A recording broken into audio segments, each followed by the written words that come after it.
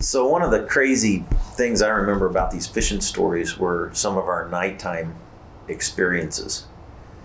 Because you guys would like rent like maybe a room, Well, he have a bunch of beds in right. one room. Red had a place where when we would get a better rate on, and there'd be 5 or 6 beds in an extra room by itself maybe and stuff like that. And we always got this one. And this one year I think this is when some of the guys from the Phillips quit coming.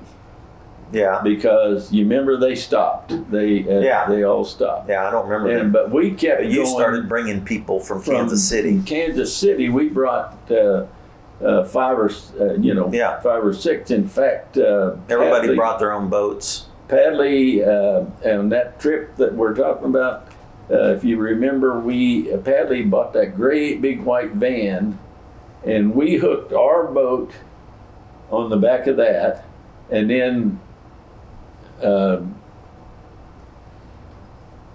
we welded another thing on the back of our boat, a hook for a trailer hook, and we hooked Webster's boat, Dick Grogan's boat on that, and then we flipped Webster's boat on top of ours because they were the same size. So we had that van with all of us inside the van, and you and all of us is in there. It's like the Beverly Hillbillies going to Oklahoma to fish. And that's boats exactly on top what of we boats. looked like. We looked like hillbillies coming in, and the old boy that when we went through the gate to the turnpike down there on that one spot, he looked at this and he looked at that and he says, "I don't even know how much to charge you." And he said, "You're supposed to charge by the number of wheels or something like that down there." Yeah. And so you got anyway, a good deal on the turnpike. yeah. And But then we get all these guys in the same room at night. and to there sleep. we were, and we'd been out fishing all day long. Right. And then one of your best buddies, Bob Padley's a Vietnam vet. And then one of your other good buddies, Bob Webster. And Webster was in a room because he snored so loud that we put him in that room down there at the corner. So And then Bob Padley was right in bed there. And then we put a cot right beside me that I because- slept in. that you slept in. And then I think Craig Talley was either Yeah. next to me or something like that. And But like this was like a torture chamber for me.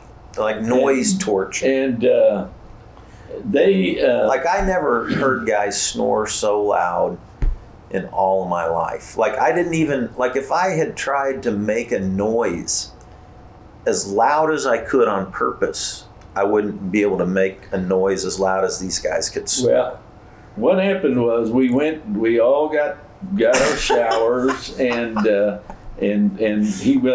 we were in our bed. We laid down in our bed that night, and then God. you were laying there sleeping, and all of a sudden, in the middle of the night, Everybody was sleeping but me. I wasn't sleeping. no, you were sound asleep at first. Well, I And fell all of a asleep. sudden, I go to those bed two- early to try to get to you sleep did before that- they started no, snoring. You did that the next day.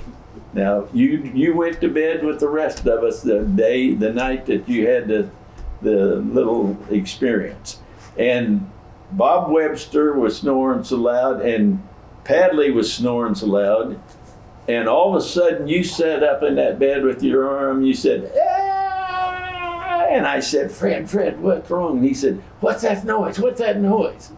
And I said, "Well, that's Bob and Bob snoring." And you said, "I can't stand that. I can't believe it." And you laid back down and went back to sleep. So the very next night that we went to bed, you went to bed about 8:30. This is where my insomnia started that got me in trouble when I was 56. And the next night you went to bed at 8:30, and you tried to beat everybody to sleep. You went to sleep before everybody else did, and you didn't wake up one more time. I don't know. No, you didn't. I didn't wake up scream then. again. No, you didn't ever. I remember laying there. My version of the story is I remember laying there and it was so loud it had woken me up, and I laid there thinking, how can I get him to stop long enough so I can fall back to sleep again? And I finally came to the conclusion if I screamed loud enough, it would stop him just enough time No, that wasn't for the me story. then to fall back to sleep. So I just got up and screamed as loud as I could. You didn't get up. You sat up in bed. I sat up, you just screamed, said that you and went they in- both kind of jarred him a little bit, and they went, that- and then they got a little bit quiet, and I laid back down really fast and tried to fall back to sleep. Well, That's my version. That's your version, but it's wrong. And because I was sitting there with my arm around you, and I was saying, Fred, hold on. I said, that's just Bob and Bob snoring. And then you told me something about, I cannot believe that. And then you went back and laid back down and went to sleep. Yeah. And then the next night you went to bed early. Yeah. Because you wanted to be asleep before they I ever still did. have nightmares of that snoring sometimes. That's my insomnia problem right there. And then that was one of the nights that They remember it. yes. I woke them up. Oh yeah. Padley remembers it. Bob, bless his heart, Bob Webster has passed away since then, and but Bob Padley, he can. We called him now on the phone, he'd tell us all about it. He knew would all about testify. He would testify. But you got to remember though, I don't know what Padley ever did, but he quit snoring Years later. years later. Yeah, it was a miracle. That was a miracle. I don't know what he I've did, seen a but I few never bona fide did. He miracles never in my did life. tell me what he did or anything. Yeah. And of course, he was my fishing partner for 48 Yeah. years. Me and I think him he owned had a boat surgery or together for something. 48 years. That was miraculous. Yeah.